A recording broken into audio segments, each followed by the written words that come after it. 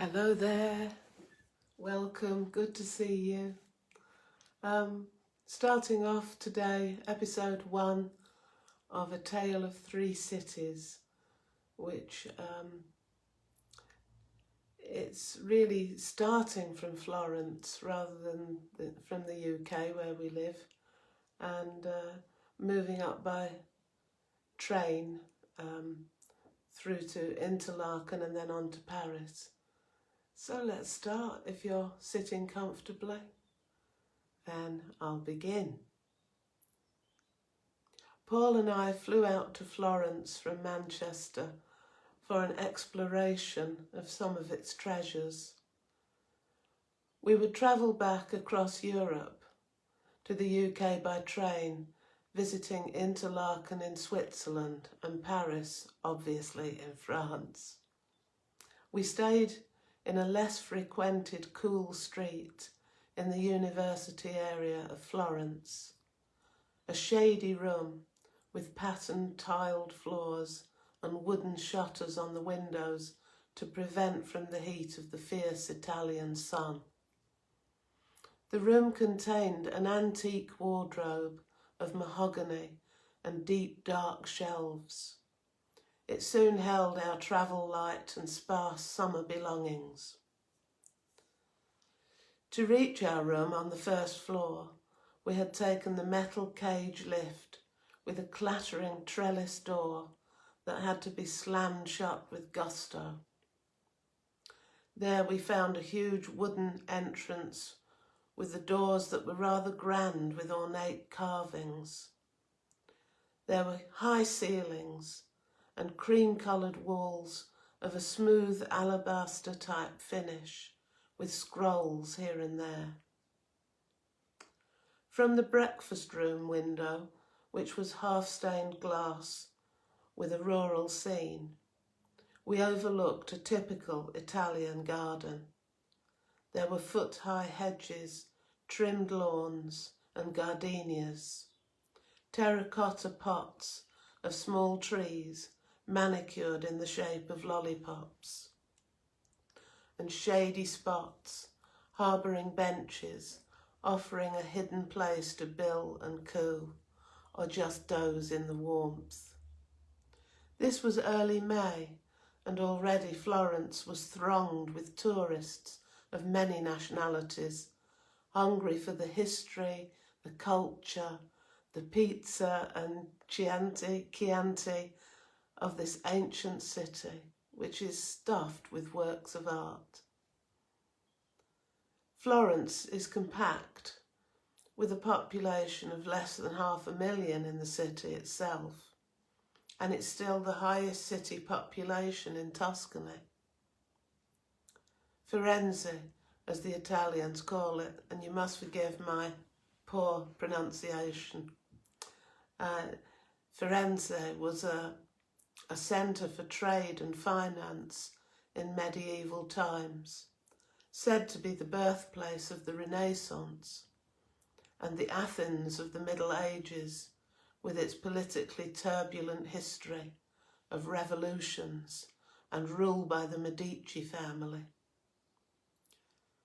The population is boosted by millions of visitors who come to see the many museums and galleries and the many monuments, churches and buildings of Florence.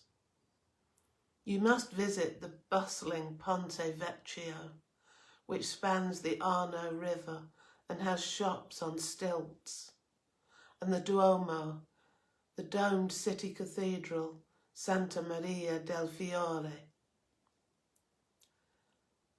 Most desired destinations are within walking distance, and every 100 yards there is a building of interest to explore, and all of these are interspersed with ristorantes serving the traditional Florentine dishes.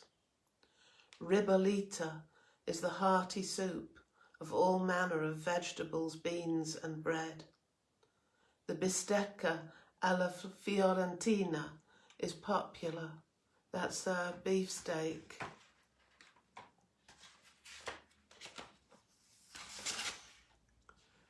and it's traditionally cooked on embers. It's usually coming from the Chianina cattle, an ancient Tuscan breed known for its tastiness of meat. Tiramisu is always available, although originating in Veneto. We are told that the term was invented inside the brothels of the sexually relaxed Treviso, as it literally means pull it up. And here was me, always thinking it meant pick me up because of its coffee content. Pizzerias obviously are ubiquitous, and I wonder why pizza always tastes so much better in Italy than in England. Although there is the exception of the wonderful Marco's in the groovy West Yorkshire town of Hebden Bridge. Marco's pizzas are the authentic taste of Italy. The waiters in Florence are used to high-pressure work, and they whiz efficiently around, still being unfailingly pleasant. Some of the waiters are quite old, and my favourite of these was Franco, a balding and frail man in his 70s who was very attentive to our every need in La Trattoria Il Bargello, in a large square called Piazza della Signoria. I longed to make him a cup of coffee, sit him down and bring his slippers to him, but he moved as quickly as he was able with efficiency and dedication. After I told him, rashly, how lovely he was, he brought us a complimentary plate bulging with chocolates and almond biscotti and 2 almond-flavoured liqueurs, instructing us to dip the biscotti into the alcoholic sweet liquid. He smiled with lively, warm brown eyes that the years suddenly fell away from. We gave him a €5 note for a tip, which seemed to instantly dissolve into his gnarled hand. Grazie, grazie, bella signora. Paul and I strolled across the piazza to listen to a very talented busker strumming his wares and singing his heart out. The large square was thronging with chattering people. We sat on some stone steps of yet another grand and classic building among the numerous revellers, and a wino who staggered close by us, sending a pungent smell over us. Our attention was arrested by the busker, who abruptly stopped mid-song to lecture the entire square for chattering and ignoring his art, which he was pouring out of his soul for them. He said, "Please give respect and keep the noise down. I am an artist trying to work," etc. A few moments later, he turned off his PA and put down his guitar, retiring in distress to sit on the same steps as us. As a comrade singer-songwriter, I felt his pain and wanted to show him some support and solidarity. Well, I remember a gig I once played at the Three Wise Monkeys in West Yorkshire on a Saturday night to hordes of drunken, shouting people. And there were 2 men having a shouting conversation a couple of feet away from me, apparently trying to shout over my music to make themselves heard to each other. They were oblivious to my songs. To make matters worse, the establishment had had neighbour trouble over the noise levels and had installed a device which cut out the PA for a few seconds every time it deemed it to be too loud. So it was kind of in and out on the sound, and I sounded like a radio with a dodgy connection. At the end of the gig, several people bought my CD to my astonishment. And to my even greater astonishment, This included the 2 shouting men close by. I said, "I thought you weren't listening." They said, "Oh yes, we heard you. You were great." So thus I urged this busker not to give up, but to believe in himself and his music. He was English, so I could speak freely to him. I urged him to be tenacious. He said, "Thank you so much for bothering to speak to me. I will keep going. That's just what I needed to hear." And then he looked up at me and inquired, "What does the word tenacious mean?" So I explained that it meant to keep going against all the odds and not give up. He said he would do that. Paul and I set off across the square, through the thronging tourists once more. Soon we would have to leave Florence to get the train to Interlaken, but I have always had a little piece of my heart that belongs to Italy. Ever since I hitchhiked through the whole country in my 20s, so that would be in the late 60s, early 70s, the people I met were so influential on my subsequent political development. At that time, I too busked, and I can remember busking in a spaghetti bar by the sea in Rimini. My idea of providing pleasant background music at that time was Masters of War by Bob Dylan. You couldn't get a heavier song which wishes death to arms dealers and warmongers. Anyway, this song attracted the owner of the bar and his friends, who provided late-night spaghetti and wine, while we set the world to rights until the dawn with political discussions. They were committed socialists, and they laughed at my delusions of freedom and democracy. I always remember one of them saying, "Western countries have stolen the words freedom and democracy, and Eastern Bloc countries have stolen the words socialism and equality." But that was long ago and far away. Back to this story now. The next morning, we walked from our cool, quiet oasis of a hotel to the Academia, which houses one of the most wonderful statues the world has ever known, Michelangelo's David. The guidebooks advise booking or face a 4-hour-long queue in the heat. As we had already seen the David many years ago, we decided to just keep our memories. But here we found the queue to be relatively modest, so we joined it. As we shuffled inch by inch to gain entrance, we read the wall, which was covered in graffiti.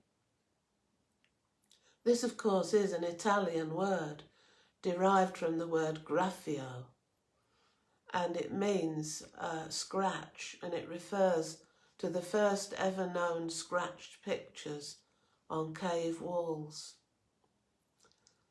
Being graffiti on the wall of the renowned Academia, it included more intellectual observations than "I was here," and I particularly liked "Ars longa, vita brevis," which is Latin for "art lasts, life is short."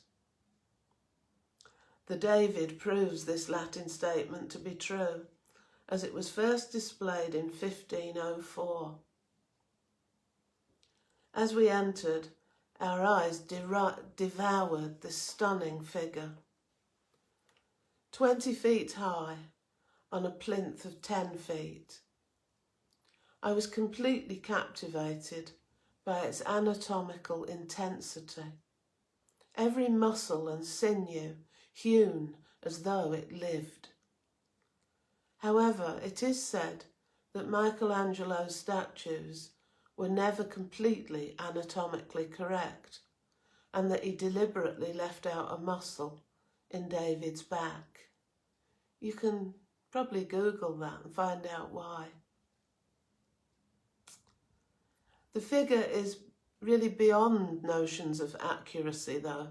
Like all great works of art, it transcends mere imitation of reality and takes one into an emotional and spiritual realm.